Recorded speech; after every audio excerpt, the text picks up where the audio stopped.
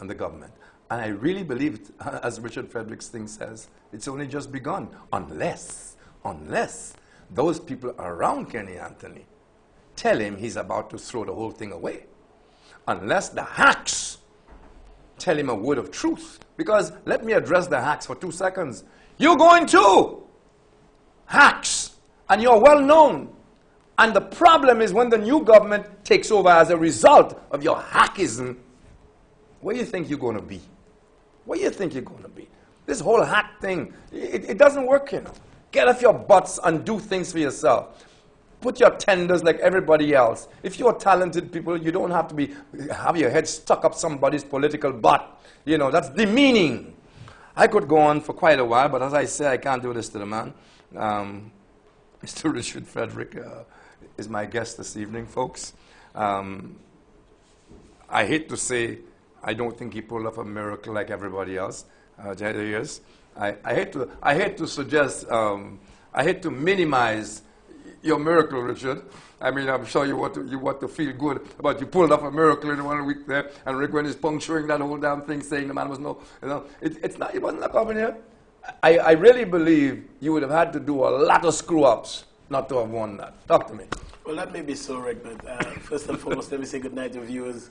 Rick, I've listened to you attentively, and you've made quite a bit of sense. Not to say that you don't make sense sometimes, but I mean, you were on point with most of the issues you discussed. Let me just use this opportunity, Rick, if you would permit me to thank all my supporters, persons who were around me, Team Angel, Fletcher, everybody. Just thanks very much, all the supporters. And it was not done alone. It was done with togetherness. And if we continue on that trend, there are greater things to come.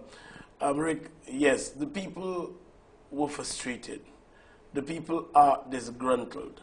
And I believe the results of this by-election is indicative of them venting the grievance against the current administration. That is not to say, Rick, that any what did you say? Any duck? Any duck could have done it.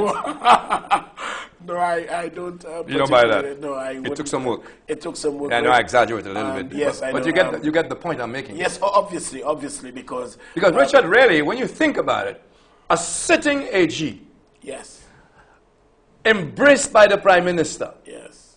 I mean, there is talk within the government that he's handpicked to be the next Prime Minister. That's all over town. I mean, when you look at the history of the government's performance, having won. But before we get there, I want to say, let me interrupt that.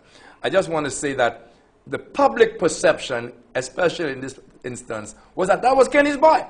Yes, obviously. Yes. Okay, that he had been handpicked over all others to be the next Prime Minister. That was never denied. That is correct. That was everywhere, but it was never denied. It was never even straightened out of respect to Pip, Philip Pierre, or for Mario Michel. No, but if they had respect for Pip or Mario Michel in the first place, I don't think they would have amended the constitution of the St. Lucia Labour Party to facilitate another term being served by Kenny Anthony. But let's get back to you. Did you really believe you could pull this off in a week? Yes, Rick. I was overwhelmed with confidence. I knew the people around me had done the groundwork, and they told me they had tapped on a lot of support on the ground for my candidacy, and it was against this background that I figured, look, we are going into it full force. I also knew, Rick, that generally there was a feeling of resentment against the government. There was a feeling of frustration.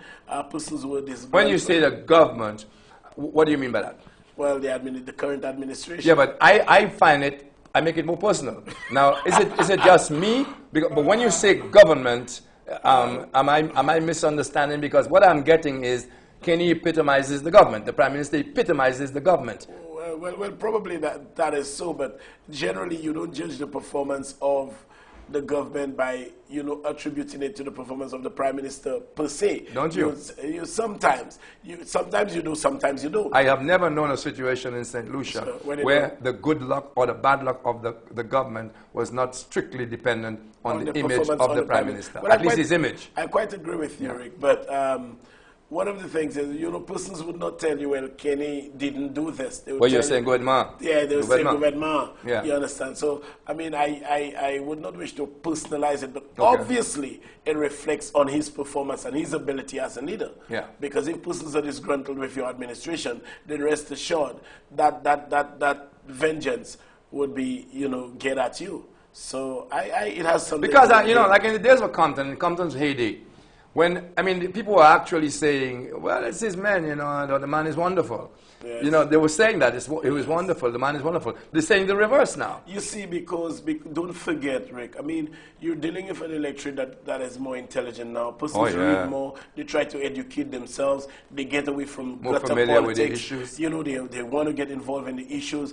And if promises are made on a political platform that, look, we are the government that will be representing the Malawi's, so to speak, and yet everything that you do seems to be taken from the poor to give to the rich, which is